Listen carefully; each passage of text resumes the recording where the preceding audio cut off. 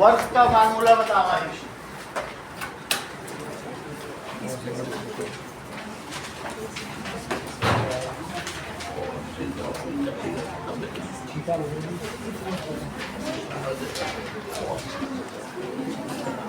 ध्यान दो आयुषी, एक दो चीज बताने फिर आगे बढ़े। वर्क अगर की जाए तो if force is applied and body get displaced in direction of applied force,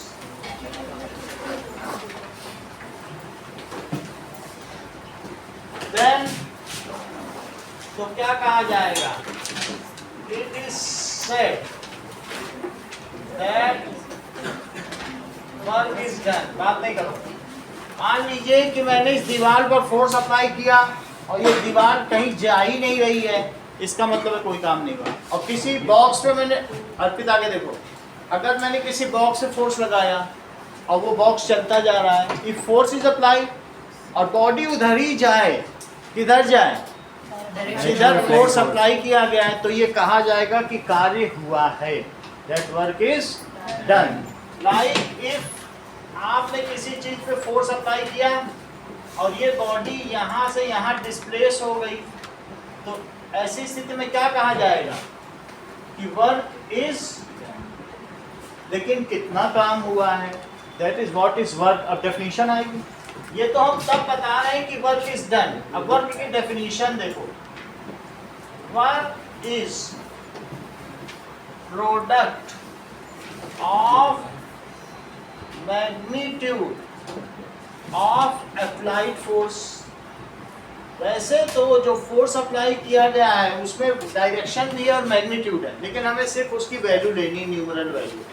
जैसे 4 न्यूटन का फोर्स अप्लाई किया है तो वो न्यूटन ले लो, किधर अप्लाई किया वो डायरेक्शन मत लो। Product of magnitude of applied force and magnitude of displacement. अगर डिस्प्लेसमेंट इधर हो रहा है और ये 2 मीटर का हुआ है, तो work done it is equals to force into displacement. तो फोर्स यहाँ 4 न्यूटन है, जबकि डिस्प्लेसमेंट कितने का है, तो ये 8 न्यूटन मीटर कहा जाएगा या फिर 8 जूल कहा जाएगा। सही है। It needs energy to do work, whatever energy we consume, या ये कह सकते हैं रिलीज या spend in doing work, that much amount of work is. जितनी एनर्जी तुम्हारी बॉडी की खर्च होगी उतना ही काम होगा। ठीक है।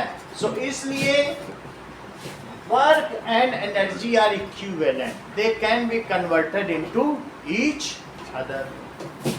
अकेला देखो, लेकिन सर जब चेंज होता है एनर्जी का, तो सर कुछ एनर्जी हीट और साउंड के रूप में लॉस्ट हो जाती है। हीट एंड साउंड में लॉस्ट हो जाएगी, उसके बारे में भी अभी हम देखेंगे। चलो नाउ लेट अस सी एनर्जी क्या है, व्हाट इज एनर्जी। वर्क के बारे में तो हम लोगों ने देख लिया था, क्वेश्चन भी कर लिए थे। एनर्जी क्या चीज होती है?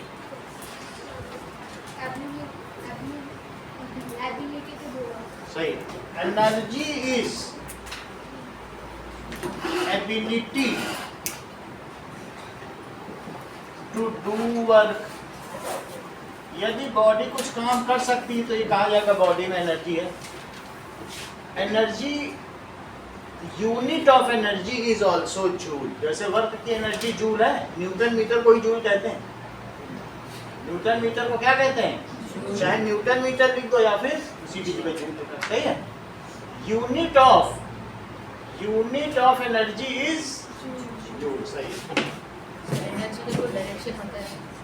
नहीं, unit of energy is joule. Joule भी कह सकते हैं, ये भी कह सकते हैं। Work and energy both are ये directionless quantity, these are scalar quantity. इनमें सिर्फ मैग्नीट्यूड। तो वर्क कैसी क्वांटिटी है बोलो? स्केलर क्वांटिटी, ये अदिश राशि है। एनर्जी भी कैसी है बताओ? Energy is scalar quantity.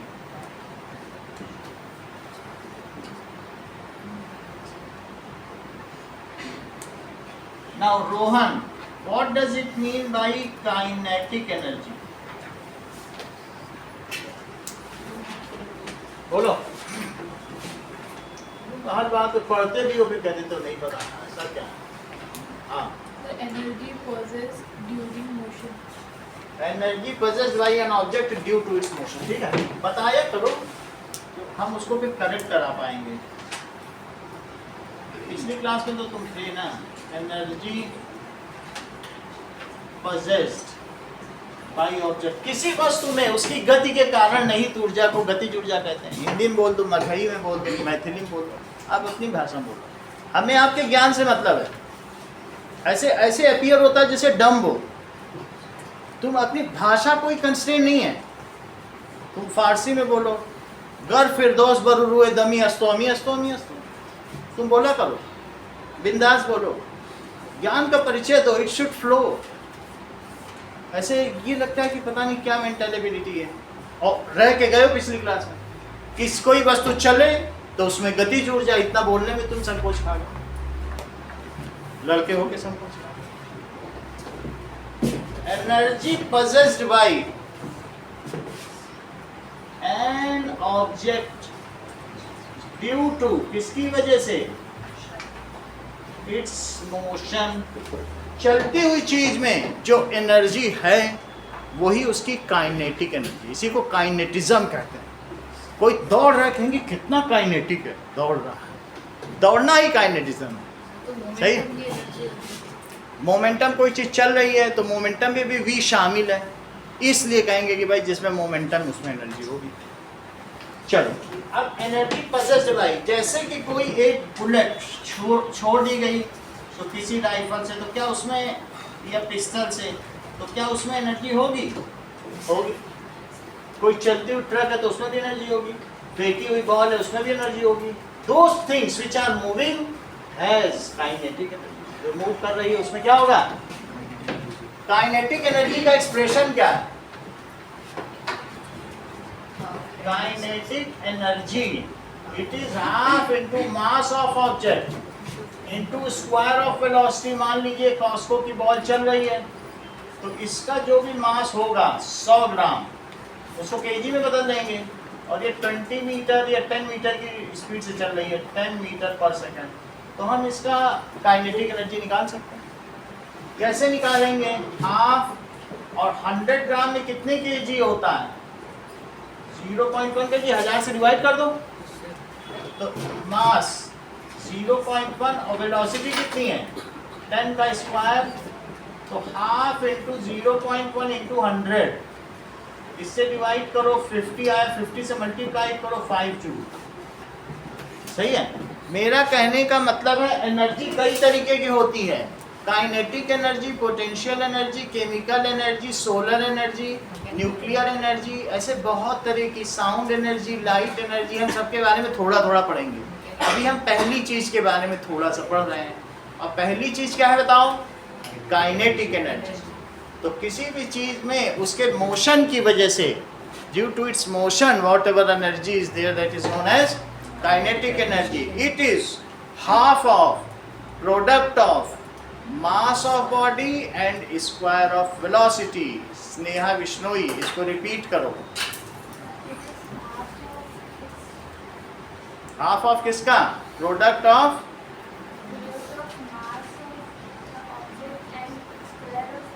सही है ना? सर अगर उसकी वेलोसिटी चेंज हुई है और जो चेंज है उसको कम करेगा तो वो एक क्वेश्चन है, उसको करा देंगे कि अगर वेलोसिटी डबल हुई तो कितनी का, ठीक है। नाउ, तो काइनेटिक एनर्जी क्या है? Is half of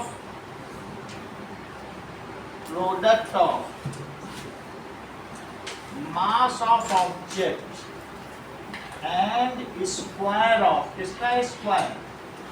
of its velocity.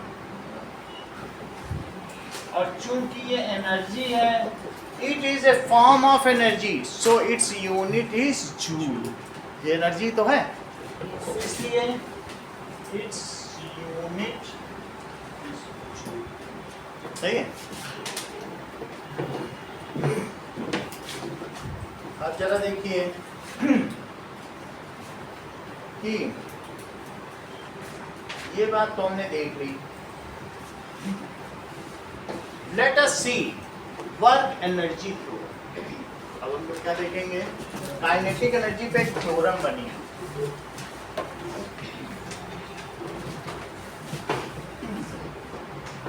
Now Rohan, what is kinetic energy?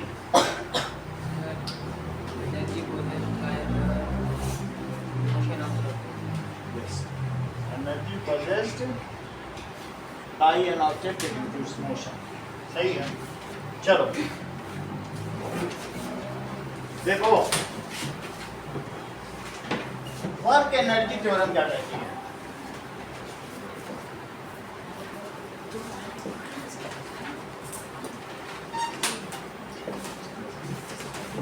Work energy theorem पर जाने से पहले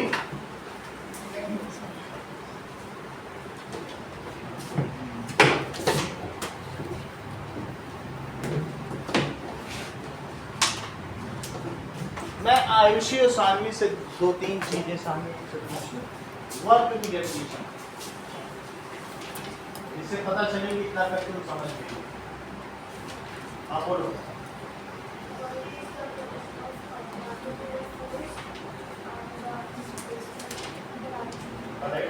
काइनेटिक एनर्जी की डेफिनेशन,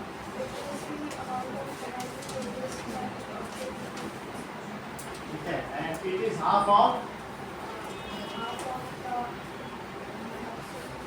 किस चीज का?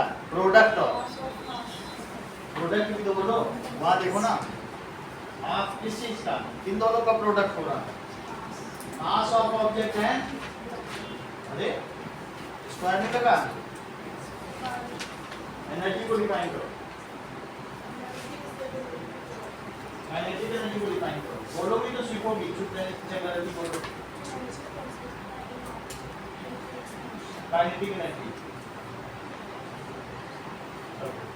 चलो इतना समझ में आया शानवी तुमको? चलो अब हम देखते हैं वर्क एनर्जी थ्योरम। ठीक है, वर्क एनर्जी थ्योरम क्या कह रहा है? ये कहता है कि मान लो कोई ऑब्जेक्ट ये है, तुमने इस पे फोर्स लगाया। अच्छा, ये चीज यहां से यहां चली गई, ठीक है। पहले इसकी स्पीड 2 मीटर पर सेकंड थी, फिर इसकी स्पीड 4 मीटर पर सेकंड हो गई। ये चीज 2 किलो की है, 2 kg की। तुम इस पे लगातार फोर्स लगाते रहे, इसकी स्पीड बढ़ गई और साथ ही साथ इसका डिस्प्लेसमेंट हो गया। तो क्या तुम मुझे ये बताओगे व्योम कि इसकी इनिशियल काइनेटिक एनर्जी कितनी है? बताओ जरा। सर काइनेटिक एनर्जी इनिशियल कितनी, बताओ जरा। Sir half into 2 kg into square of 2 metre. सही है, दैट इज हाफ, एम ये तो u है ना, और ये क्या है? v, तो half mu square, half into 2 का स्क्वायर। ये अभिषेक समझ में आया? मास की जगह 2 रख दिया, जो स्पीड थी इनिशियल है ना ये, तो 2 से 2 कट गया और 4 जूल आ गया। आप मनी मन में जरा इसकी फाइनल काइनेटिक एनर्जी अभिषेक बताइए तो।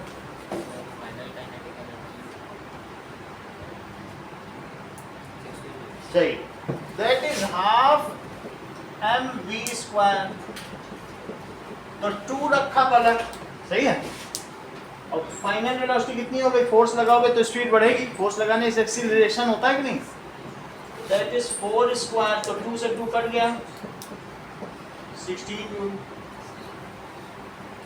अब ये बताओ चेंज इन काइनेटिक एनर्जी कितना हुआ? शुरू की कितनी थी और बाद की कितनी थी, तो कितना चेंज हो गया?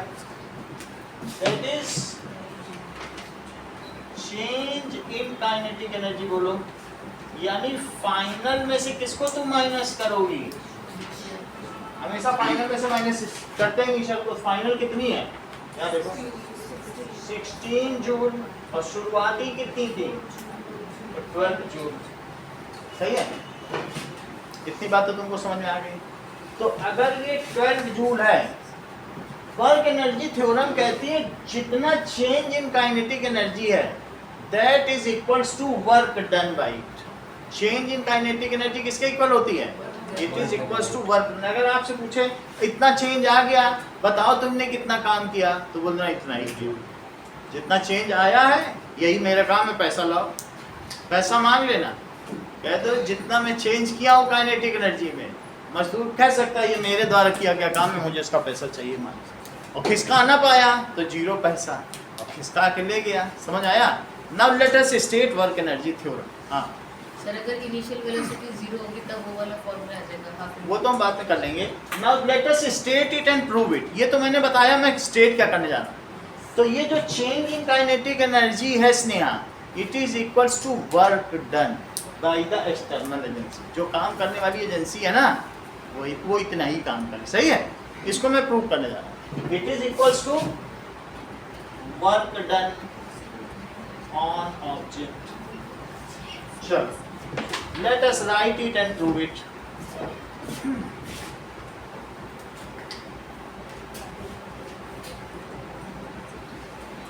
So work energy theorem states that change in kinetic energy of an object is equals to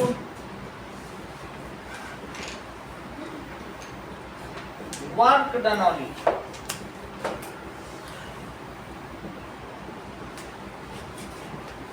ये किसके इक्वल है? Work done. तो हमें वी नीड टू प्रूव, क्या प्रूव करना होगा बोलो? कि वर्क डन किसके इक्वल है बोलो? के ई फाइनल माइनस के ई, ये तुम्हें प्रूव करना। ठीक है, प्रूफ देखो।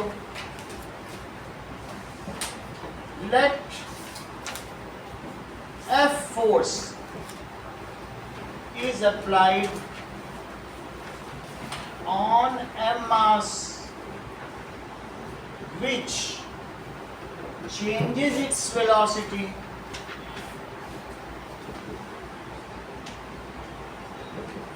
from u meter per second to v meter per second and displaces it by d meter under a meter per second square acceleration। इन सब चीजों को समझिए, कहना क्या चाहता। मान लीजिए m मास पर आपने फोर्स लगाया और वो उसकी इनिशियल वेलोसिटी क्या थी? u metre per second. इसी फोर्स ने इसको कितना डिस्प्लेस कर दिया? फोर्स लगातार लगाए रखना पड़ेगा, तो इसने इसकी स्पीड कितनी कर दी? और ये किस एक्सीलरेशन के अंतर्गत हुआ है? It is under constant acceleration of a metre per second square. और इसका डिस्प्लेसमेंट कितना हुआ? D metre. ठीक है, अच्छा डी मीटर। इतनी बात तो दर्शिता तुम्हें समझ में आई। तो फिर तुम मुझे बताओ वर्क का फार्मूला क्या होता है? F into D. ये बात सही? चलो, that is equals to F into T. और एक और बात मुझे बता दो कि तुमको V दिया है, U दिया है, और ये डिस्प्लेसमेंट D ना लेके S दे दो, S मीटर। कितने का डिस्प्लेसमेंट है? S दे दो। अच्छा, तुम्हें जो थर्ड इक्वेशन ऑफ मोशन आती है जसमीता, बताओ। सही है, तो लिखो v square minus u square किसके इक्वल होता है? v square minus. अच्छा बताया है, ओके ठीक है। तो बताइए फोर्स का क्या फार्मूला होता है? सेकंड लॉ बताओ। F is equal to Newton का सेकंड लॉ क्या है बोलो? F इज ma होता है कि नहीं? तो इसकी जगह लिखो m इंटू ए, और डिस्प्लेसमेंट मैंने s माना है। सही है, यहाँ से बताओ तुम, अभी तुमने एक सवाल कराया था एएस यहाँ से मिल जाए, एक सवाल था कि नहीं एक्सरसाइज का, तो यहीं से उठा के रख लो। एएस की क्या वैल्यू है बताओ, एएस की बताओ मान्या क्या वैल्यू है, 2 उधर ले जाओ एएस आ जाएगा, और वही यहाँ रख दो, क्वेश्चन था ना एक्सरसाइज का। सर आपने बोला था तो ये इसे कैसे लिखे बताओ, v square minus u square by 2, तो क्या यही वैल्यू अब उठा के यहाँ रख दें, एएस की जगह रख दें, तो लिखो मास और एएस की जगह रखो v square minus u square by 2। एक तो मैंने न्यूटन का सेकंड लॉ ऑफ मोशन लगाया, एक हमने काइनामेटिक्स की थर्ड इक्वेशन लगाई, थर्ड इक्वेशन ना ऑफ मोशन। चलो अब जरा देखो, 2 बाहर ले लो, m बाहर ले लो, तो अंदर क्या बचेगा बोलो, v square minus u square, सही है। तो अब देखिए, तो work is equals to half m v square, multiply कर दो अंदर, और हाफ एम यू स्क्वायर। तो इससे क्या पता चल रहा है बोलो, ये चीज स्नेहा क्या होती है, नूर ये क्या चीज होती है, half m v square. Arpit sir के ई तो होती है, लेकिन के ई कौन सी, मतलब इनिशियल की फाइनल, और ये हाफ एम यू स्क्वायर, सही है ना, या वी आ रहा, तो दैट इज वर्क डन किसके इक्वल है, के ई वी तो फाइनल है, वी फाइनल वेलोसिटी, तो ये फाइनल काइनेटिक एनर्जी हुई, और ये क्या चीज आगे बताइए, के ई इनिशियल। तो हमारा फार्मूला प्रूव हो गया कि नहीं, कॉमन क्या आपका यही है फार्मूला, चाहे फिर कभी ये यूज कर लो, ये सब एक ही तो है, कुछ भी यूज करना हम यही लिख के अपना कॉमन ले लिया करेंगे। ये चीज समझ में आ गई कि नहीं, तो इसी को रखते हैं, और इनिशियल वेलोसिटी 0 है तो वो तो अलग केस बना लेंगे जब भी। So this is work energy theorem. Sir इससे बुक का बहुत क्वेश्चन मिल रहा है। अब देखो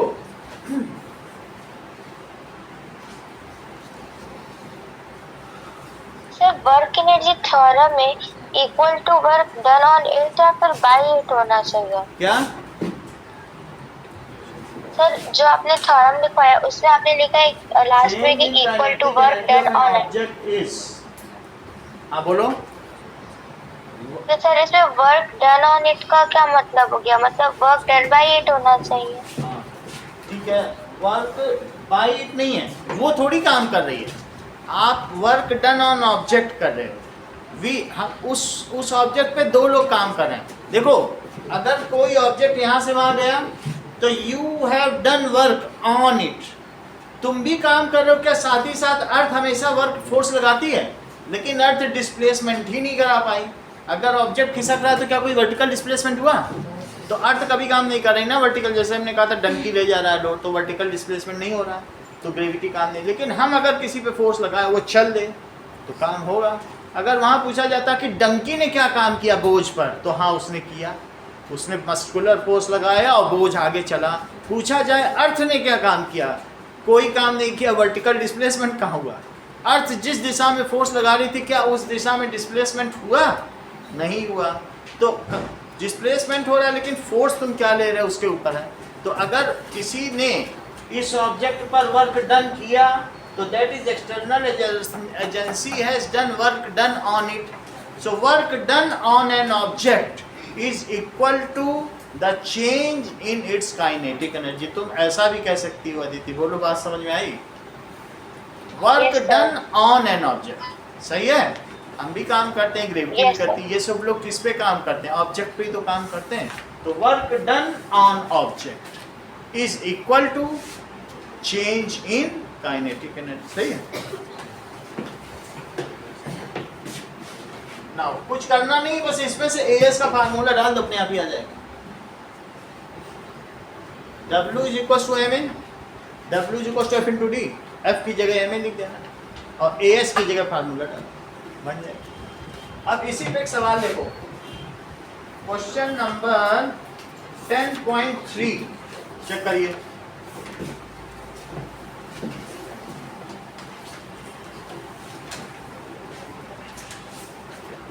ओके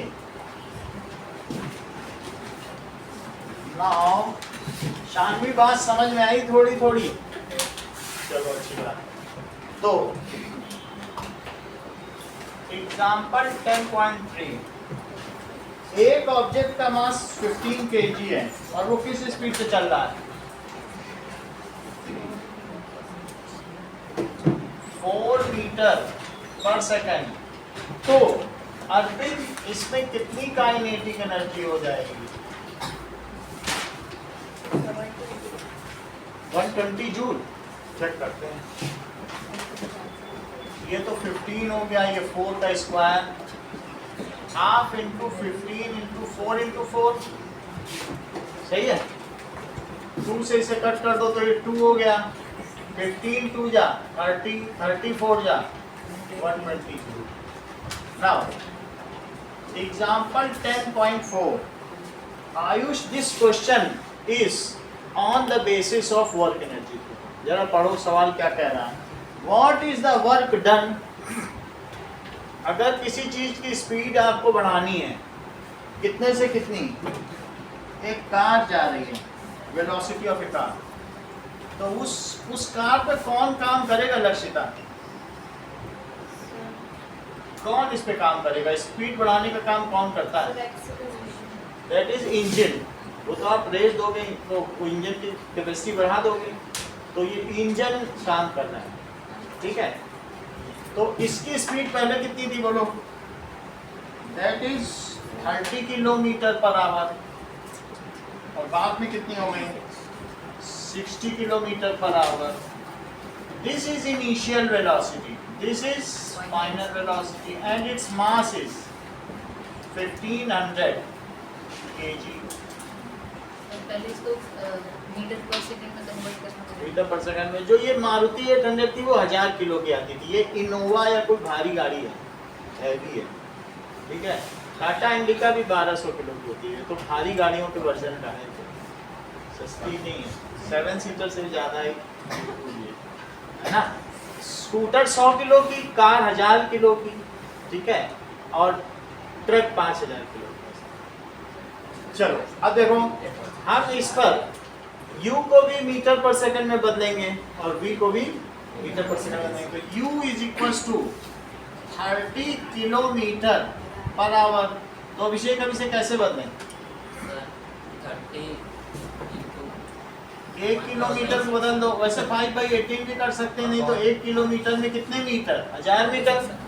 और 1 आवर में कितने सेकंड? 100 सेकंड। ऐसे भी कर सकते हो। 2 जीरो से 2 जीरो कटेगा, अब 2 से कटेगा तो 5/18 हो जाएगा कि नहीं? तुम चाहो तो 5/18 मीटर पर सेकंड लिख दो, ये भी पूर्ण चलन में 5/18 से सीधा। अब कुछ कट सकता है क्या?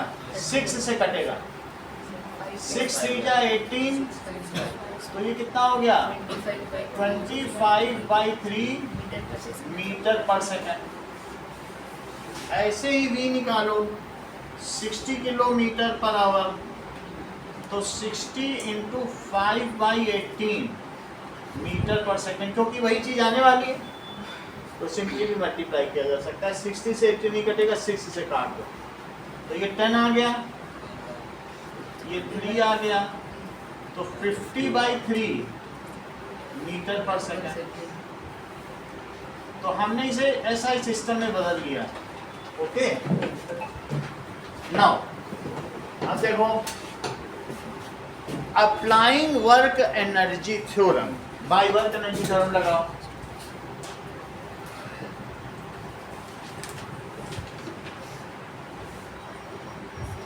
चलो वर्क एनर्जी थ्योरम लगाएंगे तो क्या हो जाएगा? Work is equals to kinetic energy final minus kinetic energy initial, that is half m v square minus half m, half m को कॉमन ले लो, v square minus u square. अब value डाल दो, अर्पित वैल्यू डालो।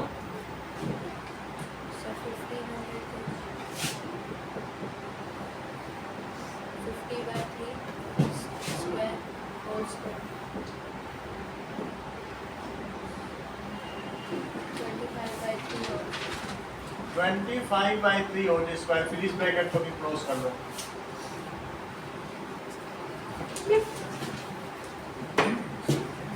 ओके, बाहर में 750 आ जाएगा, अगर 2 से कटेगा तो ये तो 750 आ गया, और अंदर में ये 2500/9, और ये कितना आ जाएगा 625/9, तो ये 750 और 9 तो आ गया एलसीएम में 2500 माइनस 625, ये चीज हो गई। अर्चिता इसका सब्ट्रैक्शन करिए, लक्षिता बताओ।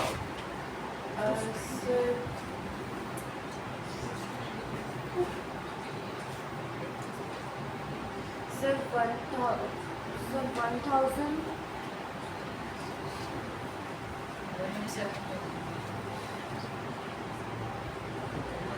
600 कम करो पहले, कितना है?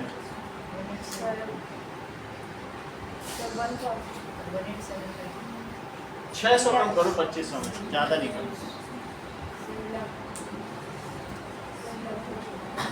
1900 आएगा और 2500 और कम कर दो तो 1875। ठीक है, फिर वो कर लेना। चलो 9 हो गया, 3 से इसे कट करो, 3 आ गया, 3 2 जा 6, 3 5 जा 15। अब 3 से इसे कट करो, 3 2 जा 6 और 3 5 जा 15, इनको मल्टीप्लाई करो, उतना जूल वर्क हुआ। मल्टीप्लाई करो, 156256250। तो पहला सवाल क्या है? दैट इज एग्जाम्पल 1 कि कोई चीज इस स्पीड से चल रही है, so find kinetic energy of object. और दूसरे सवाल में क्या कहा गया है? That is find work done by engine on car. Car पे कौन काम करता है? Engine. So find work done by engine on car. ठीक है, okay. And state work energy theorem है। तीसरा सवाल,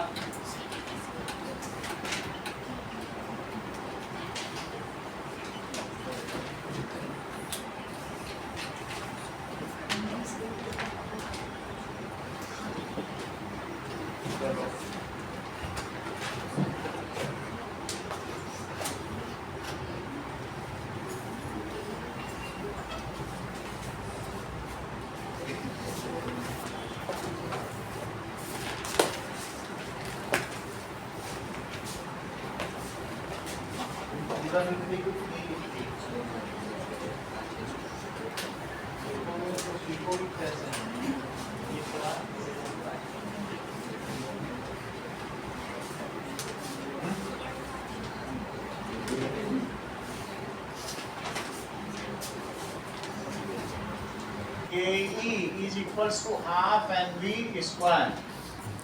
Kinetic energy of an object is energy possessed by it due to its motion. Due to its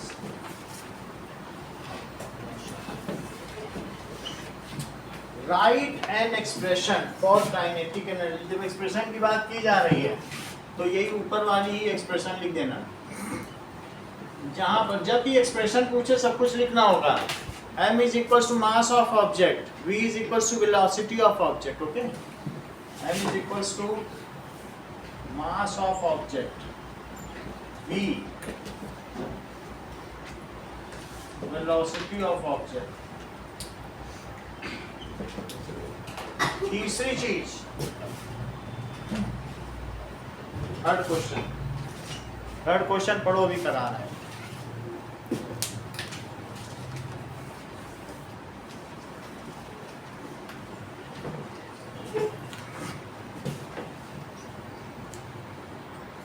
रख लो, आगे का देखो। लिखा है काइनेटिक एनर्जी एक ऑब्जेक्ट की जो 5 मीटर पर सेकंड की स्पीड से मूव कर रही है। पहला सवाल देखो, what is kinetic energy? The energy possessed by an object due to its motion is called kinetic energy। उसका एक्सप्रेशन करने को कहा, ये सब तो तुम जानते हो। एक्सप्रेशन में उसका फार्मूला लिखना चाहिए। एक्सप्रेशन क्या चीज होती है? फार्मूला। अब तीसरा कह रहा है कि एक ऑब्जेक्ट 5 मीटर पर सेकंड से चल रहा है तो उसकी काइनेटिक एनर्जी कितनी दे रहा है बताओ? 25 जूल। तो इससे मास निकाल लो। तो काइनेटिक एनर्जी क्या होती है? Half mv square. इधर ध्यान दीजिए मान्या, उसकी स्पीड दे रहा है ना और काइनेटिक एनर्जी दे रहा है। तो अब हम इसका मास निकाल लें। काइनेटिक एनर्जी की जगह रखो 25, मास हमें नहीं पता है और वेलोसिटी कितनी है? 5 का square. That is 25 is equals to half into m into 25। जो नीचे की चीज है वो ऊपर जाएगी और ऊपर की चीज नीचे चली जाएगी। जसमीता इधर देखिए, तो 25 into 2 by 25 that is equals to mass। 25 से 25 कट गया तो मास कितना आ गया? 2 kg। अब उसकी स्पीड कितने टाइम्स हुई है जरा चेक करो। उसकी स्पीड का डबल कर दी गई। तो जसमीता अगर उसकी स्पीड डबल कर दी गई है तो उसकी नई स्पीड क्या है? बताओ, बोलो अभिषेक। सर उसकी नई स्पीड है 10 मीटर पर सेकंड। सही है, इतना ही बता रहा था तुम। That is if speed is doubled तो अब नई वेलोसिटी क्या हो जाएगी? उसे v1 ले लें। It is 10 metre per second. और क्या अब तुम्हें जसमीता ऑब्जेक्ट का मास पता चल चुका है कि नहीं?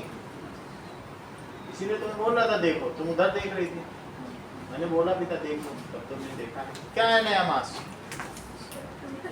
2 kg। स्पीड डबल हो गई, स्पीड 5 मीटर पर सेकंड से 10 मीटर हो गई। तो अब उसकी क्या निकालनी है? Kinetic energy. बोलो बात सही है? चलो, तो 2 kg जैसा कि स्नेहा ने बताया, 2 kg उसका मास हमने निकाल लिया और अब उसकी स्पीड कितनी हो गई है? उस पर फोर्स लग रहा होगा तभी तो स्पीड बढ़ी है। तो अब इसकी काइनेटिक एनर्जी न्यू, इसे ke1 लिख लो। जब नहीं वेलोसिटी नहीं तो कुछ तो सिंबल लगाना पड़ेगा कि नहीं? तो अब ये कितना हो गया बोलो? Half mv1 square, half into 2 और वेलोसिटी कितनी है? तो 10 स्क्वायर। 2 से 2 कटा तो कितनी हो गई? 100 जूल। तो अब वो पूछ रहा है कि काइनेटिक एनर्जी में क्या फर्क आया, ऐसा पूछ रहा है क्या? इसी पे इतना ही पूछ रहा है, व्हाट इज काइनेटिक एनर्जी, यही पूछ रहा है काइनेटिक। पहले 25 से 4 गुना होगी, चेक कर लो। स्पीड के डबल करने से काइनेटिक एनर्जी 4 गुना। समझ आया? क्योंकि v का स्क्वायर है ना, इसी वजह से तो ऐसा हो रहा है। ठीक है, अब देखो, if speed is tripled, if speed is triple करो तो क्या होगा? ठीक है, ट्रिपल्ड। तो शानवी ऐसी स्थिति में नई स्पीड क्या होगी? दिशांत, नूर, अर्पित बोलो।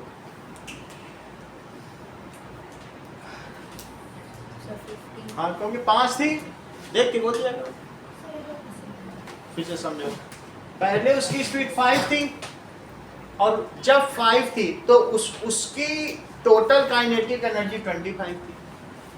तुमको ये फार्मूला पता है? ke=12 total. वो काइनेटिक एनर्जी यहाँ रखो, स्पीड यहाँ रखो, तो क्या मास निकल आएगा? मास निकालने के लिए क्या करोगे? 2 का मल्टीप्लाई ऊपर, नीचे की चीज ऊपर, और 25 नीचे जाएगा। 25 से 25 कटा, मास आ गया। बोलो यहाँ तक समझ में आई बात? मास आ गया है तो मास हमने लिख दिया। अभी इन्होंने बताया भी इसने, यानी कि मास 2 kg हो गया, बता दिया कि नहीं? अब उसकी स्पीड डबल हो गई तो 5 थी, 5 का डबल क्या होता है? 10 हो गई।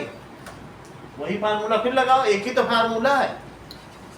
तो KE1 KE नहीं लिख सकते क्योंकि KE वहां था, अब चीज बदल गई तो सब कुछ बदल जाएगा। और वेलोसिटी को भी मैंने V1 लिख दिया, तो हाफ एम V1 स्क्वायर, सब कुछ वही है। हाफ इंटू 2 इंटू 10 स्क्वायर, क्योंकि स्पीड बदल गई है, 10 हो गई कि नहीं? तो हाफ इंटू 2 इंटू 10 स्क्वायर कितना होता है बताओ? अब बताओ, स्पीड ट्रिपल हो गई, नई स्पीड कितनी होगी? हुई कि नहीं? That is speed is triple, तो दैट इज 15 मीटर पर सेकेंड। और फार्मूला क्या लिखेंगे शानवी? आदित्य क्या लिखेंगे? Kinetic energy KE2 it is half m v2 square. फार्मूले में कोई दिक्कत नहीं, अगर तुम KE डैश लिखना चाहते हो, KE डबल डैश, लेकिन कुछ बदल बदल के लिखना पड़ता, तब तुम half m v dash square. तुम्हें ये सही लग रहा है ये नोटेशन, लेकिन कुछ तो बदलना पड़ेगा ना, इसलिए मैं कर रहा हूं। मान्या इसमें फीड करोगे हाफ इंटू 2 इंटू 15 मीटर पर 15 का स्क्वायर कर दो, बाकी तो जूल लिख देंगे। 2 से 2 कटा, ये कितना आ गया? 225। बताओ कि जो पहले काइनेटिक एनर्जी थी उसका ये कितनी गुना? 8 टाइम्स 9 टाइम्स। देख लो, वो 25 थी और ये 225, 9 से डिवाइड कर लीजिए 9। ठीक है, सही। अब देखिए, now potential energy,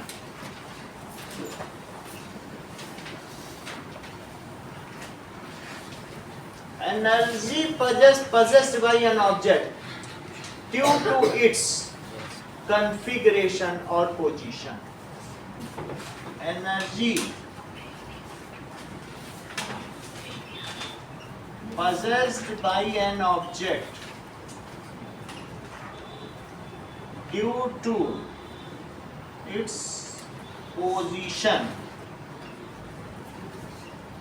or configuration is called potential energy.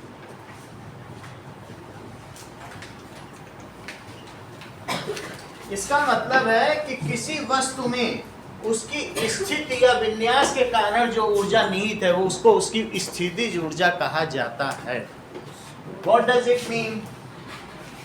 कि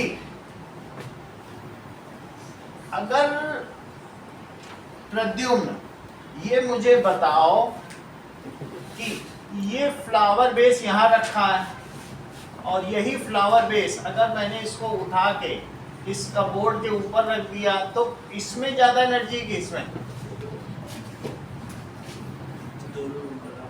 बराबर नहीं है, क्योंकि कोई भी चीज तुम उठा के रखोगे ये सब अगर गिरेंगे तो बहुत काम करेंगे। इनमें इनकी पोजीशन की वजह से कोई चीज बहुत ऊंचाई से गिर जाए, नारियल को भी फोड़ना नहीं पड़ेगा, अपने आप ही फूट जाएगा।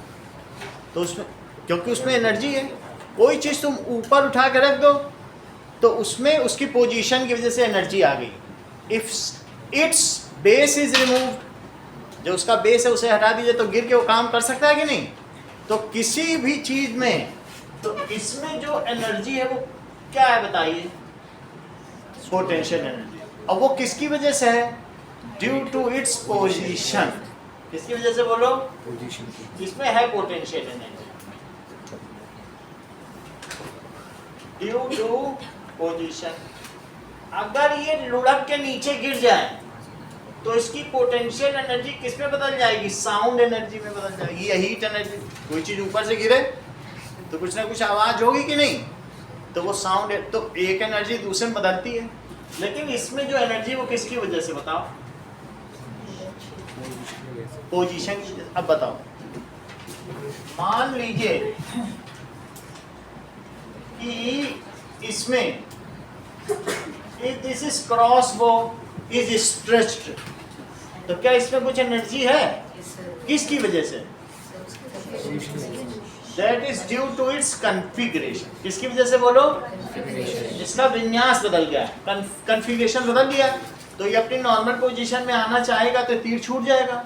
तो इसमें भी एनर्जी है, इसमें पोजीशन की वजह से है, तो इसमें किसकी वजह से? कॉन्फ़िगरेशन। तो देखो पोटेंशियल एनर्जी इसमें है, लेकिन किस वजह से? Due to configuration. फिर से देखो, अगर एक स्प्रिंग ऐसे लेकर आए तुम और इसको तुम ऐसे खोल दो, ये देखो शेप की वजह से, जो न्यू शेप है ना उसकी, स्प्रिंग को खोल दो, तो जब तुम इसको छोड़ोगे तो ये कुछ काम कर सकती है, ये भी इसका कॉन्फ़िगरेशन। तो this is energy due to its configuration. So पी ही, ऐसा बुक में सारे फिगर बने हैं, due to its configuration. Now अब मुझे लक्षिता ये बताओ, what does it mean by potential energy? Sir, energy possessed by object due to its position or Repeat करो।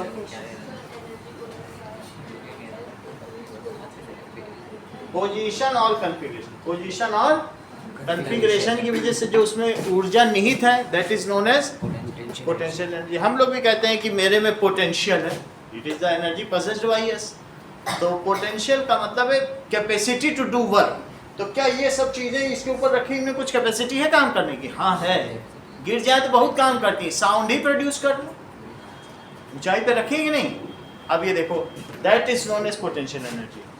फिर से देखो, अगर मान लो ये फ्लावर बेस यहाँ रखा था, सही है, इसका मास कितना था? m, और इसको तुमने h हाइट पर ऊपर उठा दिया, तो इस पर वेट कितना लग रहा है बोलो? mg। तो इसमें तुम विष्णोई कितना फोर्स लगाओगे उठाने के लिए? हाँ बोलो, फोर्स कितना लगाओगे बोलो? सर उसका मास, ग्रेविटी और हाइट का हमें नहीं पता, आप बताओ। mg जितना वेट होता है बस उतना ही। अगर 4 किलो की चीज है, 4 किलो की चीज तुम उठाना चाहती हो मानने, बोलो कितना फोर्स लगाओगे? तुरंत इन्होंने बोल दिया 40 न्यूटन। कैसे इन्होंने बताया? बोले m4 है, m इंटू जी, 40 न्यूटन नीचे लग रहा है, 40 सर में ऊपर लगा के उठा लूंगी। ये this is the intellect, this is, आप समझ में आई बात कि नहीं?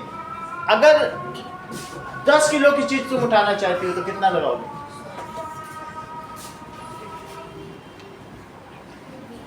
ये करेक्ट। कैसे इन्होंने 98 बताया, देखो कितना तेज है ये, बहुत बड़ी बात है। अगर 10 के 100 भी बोल सकती थी, लेकिन उन्होंने प्रिसीजन को ज्यादा महत्व दिया। इससे देखो नीचे 10 किलो है मास, बहुत बड़ी बात है। हम इन्हें कम करके हट रहे थे, देखो तेज निकली, भाई किसी किसी में होता है। और नीचे वेट कितना है बोलो? mg। इन्होंने 10 इंटू 9.8 किया, ये चीज मुझे बहुत पसंद है। और जूल के साथ, ये जो इसे न्यूटन के साथ बताया, कितने साथ बताया? 98 न्यूटन। तो इन्होंने इसको उठाने के लिए कितना फोर्स लगाया? That is equals to 98 newton. So what force is needed to lift any object? Whatever is its weight, that much force is needed to lift it. किसी चीज को उठाने के लिए कितना चाहिए? समझ में आ गई बात कि नहीं? तो अगर मान लो 1 किलो की चीज है स्नेहा, तो उसे उठाने के लिए तुमको कितना फोर्स चाहिए? बोलो ये बहुत अच्छा होता है। आयुष 9.8 न्यूटन, यही कह रहे हैं कि 1 किलो की चीज थी, तो उन्होंने mg कर लिया, 1 इंटू 9.8 किया, 9.8 न्यूटन आ गया। तुरंत बोले sir it is 9.8, very simple. नहीं तो कोई अनाड़ी होता तो 1 किलो ही बोल देता, 10 किलो की चाहिए तो किलो में लगा दे फोर्स, लेकिन नहीं, शी इज ब्रिलियंट।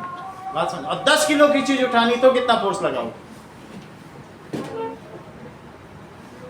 ठीक, 100 भी चलेगा। तुरंत जी का मल्टीप्लाई करो, वही उसका वेट है, और उतना ही अपवर्ड लगा दो। तुम्हें काउंटर करना है ना वेट को। एक चीज कोई नीचे फोर्स लगा रही और तुम उतना ही ऊपर लगा लो, उठ गई।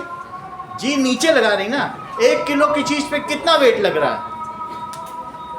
न्यूटन बोला करो, नहीं तो फिर उसमें किलो विलो भी लग जाएगा प्रिसीजन के साथ। 10 किलो की चीज उठानी है, कितना लगाओगे? सही है कि नहीं? 10 किलो की चीज के लिए 98 न्यूटन। समझ में आया? तुम अपने को उठा रही हो, सीढ़ियों पे चढ़ा रही हो, तो मस्कुलर फोर्स लगा रहे हो कि नहीं? अपने ही वेट को ग्रेविटी अगेंस्ट काम करना पड़ता है सीढ़ी चढ़ने के लिए, इसीलिए तो बूढ़े लोग चढ़ नहीं पाते। तो अगर हम 40 किलो के हैं तो हमारा मस्कुलर फोर्स कितना लग रहा है सीढ़ियों पे चढ़ने के लिए? आप वर्ड कितना हम लगाते हैं? 10 से मल्टीप्लाई कर दो, 400 न्यूटन। सही है? अगर ये तुमको उठा ले तो समझो इसमें 400 न्यूटन का बल है। और उठा ले, ताकतवर तो है ही। सही है कि नहीं? समझ में आई बात कि नहीं? इतनी बात समझ आ गई? सर पता कैसे चलेगा 9.8 से? 9.8 इज वेरी प्रिसाइज। तो अगर 9.81 है, समझो इस बात को, मेरा कहने का मतलब है कि ये जो पोल है यहाँ पर क्या है 9.81 है और यहाँ 9.79 है इक्वेटर पर, और एवरेज क्या लिया गया है 9.8। समझ आई? क्योंकि लोग इक्वेटर पे भी नहीं रहते हैं, पोल पे भी नहीं रहते हैं, इधर उधर रहते हैं, तो पूरी दुनिया के लिए क्या लिया गया है? अर्थ के लिए 9.8। तो आपको हमेशा तुमसे जब फोर्स पूछा जा रहा है तो क्या तुम मास से फोर्स निकाल लोगे कि ए से मल्टीप्लाई करके? धरती कितना फोर्स लगा रही है, वो भी तो m इंटू ए ही लगा रही है, लेकिन हम ए की जगह जी लिख देते हैं क्योंकि भाई धरती लगा रही है, उसका भी सम्मान है, धरती हमारी माता है, तो सम्मान नहीं करोगे। फार्मूला हम वही लगा रहे हैं। बोलो क्या formula? F is equal to ma, लेकिन अर्थ लगा रहे तो वेट कह देंगे। जब अर्थ अपनी ओर डाउनवर्ड पुल करती है तो उसे वेट कह देते हैं, और ए की जगह क्या लिख देते हो? जी। तो अर्थ कितना एक्सीलरेशन देती है किसी भी चीज को? जब कोई चीज गिरती है तो 1 सेकंड में उसकी स्पीड कितनी बढ़ जाती है? 9.8। वही उसका एक्सीलरेशन है पर सेकंड जो स्पीड है। तो यही तो हम कर रहे हैं। जब भी हम तुमसे 10 kg का पूछें, 10 kg तो मास है, लेकिन बात तो फोर्स की हो रही है, तो फोर्स में एक्सीलरेशन से मल्टीप्लाई करना होगा। जी कितना है अर्थ के लिए पता करो। अच्छा वो 9.8 लगा रही, हम भी इतना उल्टा लगा देंगे और धरती को हरा देंगे। तो दैट इज m इंटू ए ही कर रहे हैं, और कुछ नहीं कर रहे हैं। mg नहीं है, ma ही है। It is known as gravitational acceleration, है तो सेकंड लॉ ऑफ मोशन ही। इतनी बात तुम्हें समझ में आ गई? अब तुम समझो असली चीज। What ever conservative force, potential energy समझ में आ गई? इस आपको जाना है क्या? आज जाना है? ठीक, नई चीज है बिल्कुल। कंजर्वेटिव फोर्स क्या कहते हैं? संरक्षित बल का सिद्धांत। That is when we do some force on an object. इसको तुमने उठा के यहाँ रख दिया, इस पेन को, तो योर फोर्स, जो भी आपने कुछ वर्क डन किया, if we do work against, आपने किसके अगेंस्ट में काम किया बोलो इसको उठाने में? सही है। और फिर यहाँ रख दिया, तो क्या जो तुमने मान लो 5 जूल या 10 जूल करके इस पे रखा, तो योर वर्क डन क्या कंजर्व हो गया है? किसके फॉर्म में? हाँ। So if we do work against a force, हमने किसके अगेंस्ट किया? ग्रेविटी के अगेंस्ट भी कर सकते हैं, मैग्नेट के अगेंस्ट भी कर सकते हैं। ऐसे हमने यहाँ तो ग्रेविटी के against, and your work get conserve in form of potential energy. मान लीजिए इस पेन को हमने उठाया आती थी, जमीन से उठा के यहाँ रख दिया, जमीन से उठाया और ऐसे रख दिया, तो हमारा काम, इसमें पोटेंशियल एनर्जी आ गई तो इसमें कंजर्व हो गया। When we do work against force, फिर से समझो, ये देखो इसका दिया, हमने फ्रिक्शन के अगेंस्ट में काम किया, क्या तुम्हारा काम जमा हुआ कि नहीं जमा हुआ? ये वापस आ जाएगा पेन? नहीं आएगा, खो गया। फ्रिक्शन के अगेंस्ट में काम करोगे तो बैंक में नहीं जमा हुआ, गया। मैंने ये बुक या पेन हटा दिया, फ्रिक्शन के अगेंस्ट में हटाया, कुछ कहीं खाता है, खाता खतौनी कुछ नहीं, और इस पे करो, रख के दे दो, ये सब हमने रखा है। मेरे नाती पोते और पर पोते आएंगे, ये जब एसी गिराएंगे उतना ही काम पाएंगे। जमा कर दिया बैंक। इसको जब मैंने वहाँ टांगा ना एसी को, मेरा काम जमा, हजार साल तक, जब तक ये टंगा रहेगा मेरा काम जमा रहेगा। तो व्हेन यू डू वर्क, किसके अगेंस्ट में? Against a force. ग्रेविटी एक कंजर्वेटिव फोर्स है। फ्रिक्शन था? नहीं था, क्योंकि आपने यहाँ खिसकाया, क्या लौट के आया? इसने ये काम ही नहीं करके देगा, इससे मांगो, हमने किया था, कहाँ है काम? कहेगा गया, वो तो हीट और साउंड में चला गया। अब इसके अगेंस्ट किया, जब भी इसके पीछे के हुक्स हटा दिए जाए, कंस्ट्रेंट हटा दिए, तो क्या गिरेगा? वो हमें दे देगा मेरा काम।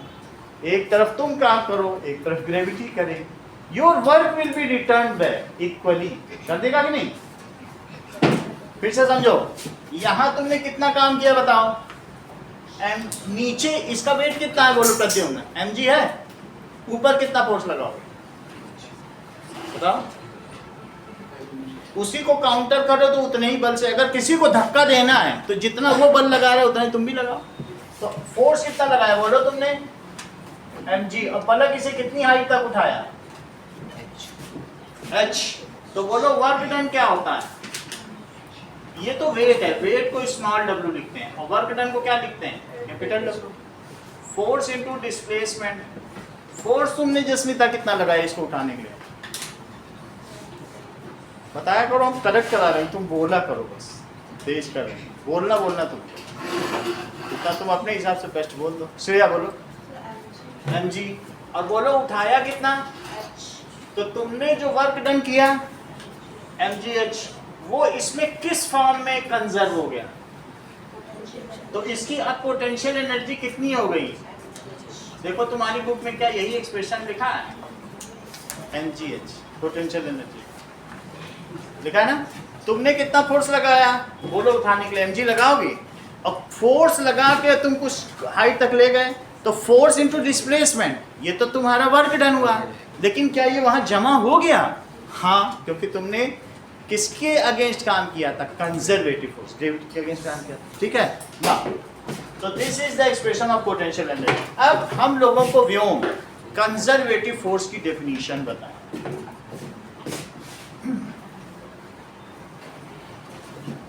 बोलो संरक्षित बल से तुम क्या समझते हो? व्योम energy that is conserved after a work is done on an object. ठीक है, कंजर्वेटिव फोर्स देखो, when we do work, किसके अगेंस्ट कर रहे हो?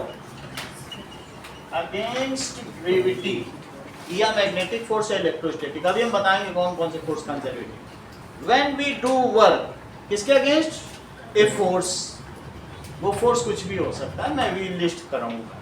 when we do work against a force and it get conserved, और ये जमा हो जाए, संरक्षित हो जाए, किस फॉर्म में मान्या? बोलो बहुत अच्छा, in form of potential energy. then that force जिसके अगेंस्ट तुमने काम किया था, then that force is called conservative force।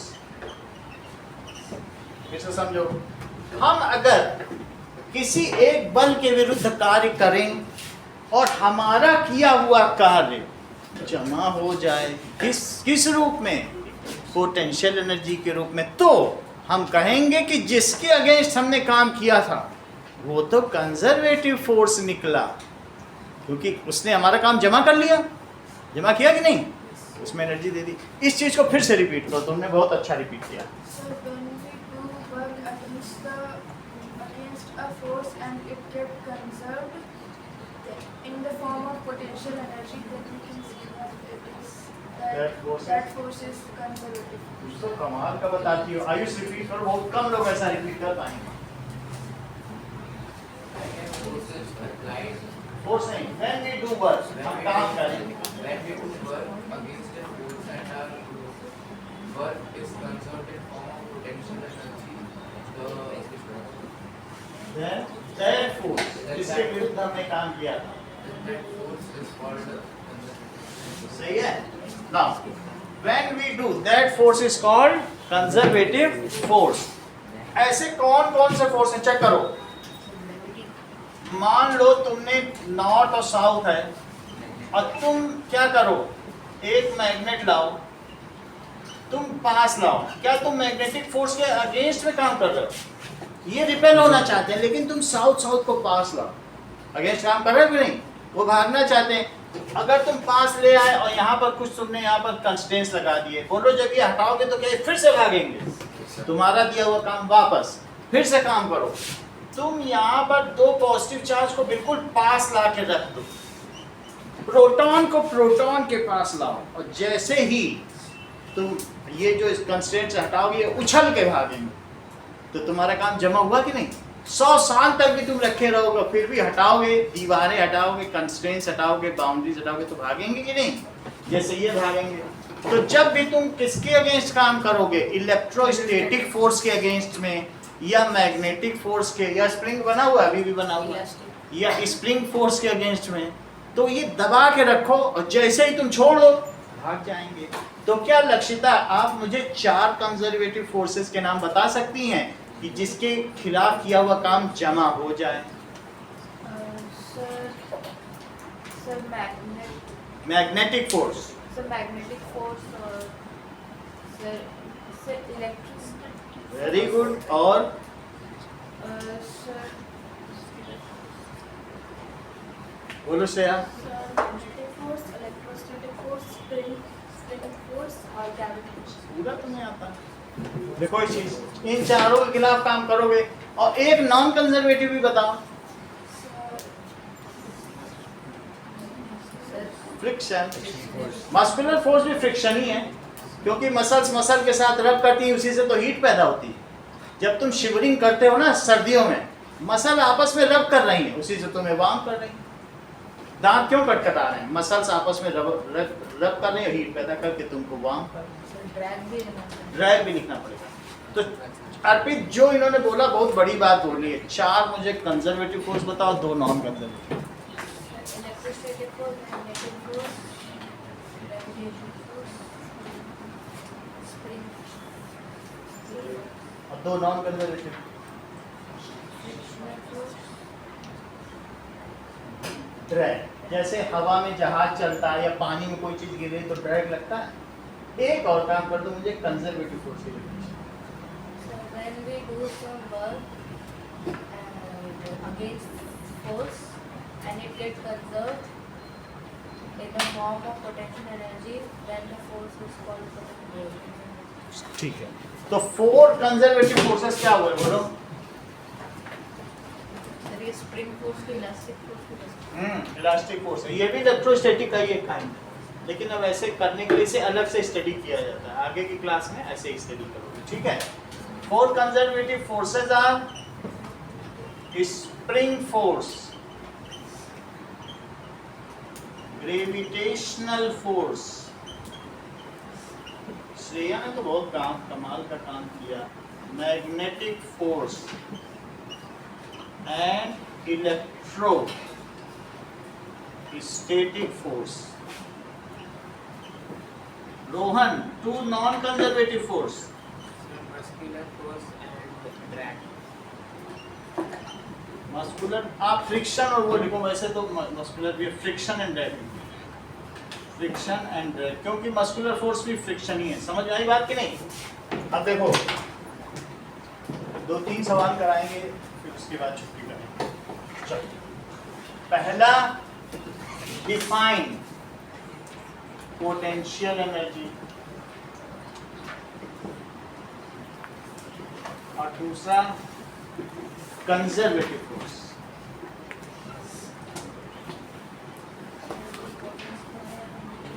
दूसरा right 4 types, 4 examples of conservative force and 2 non-conservative force, और तीसरा इन टेक्स्ट क्वेश्चन नंबर 3।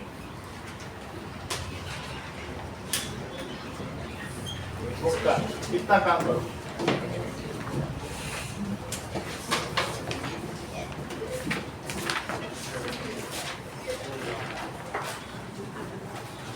थोड़ा आयुषी सब आज कैंसिल कर दी क्लास,